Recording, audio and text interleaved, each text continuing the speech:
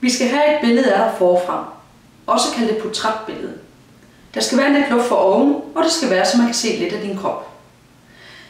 Billedet skal helst tages samme sted, som videoen blev filmet. På en neutral baggrund. Kig direkte ind i kameraet. Og smil. Vi skal have et billede af dig i profil. Ikke et, hvor du kigger lige ud, og heller ikke et, hvor du kigger lige på. Det skal være denne vej, så man kan se begge dine øjne og stadig kroppen fra siden af. Når videoen starter, skal du stå i profil. Du vender dig derefter rundt og kigger direkte ind i kameraet. Du skal helst stå ude i siden af billedet. Der skal være lidt luft for oven, og man skal kunne se din krop. Du har maks 10 sekunder til at sælge dig selv. Hvad er dine ambitioner? Hvad vil du være? Skuespiller eller statist?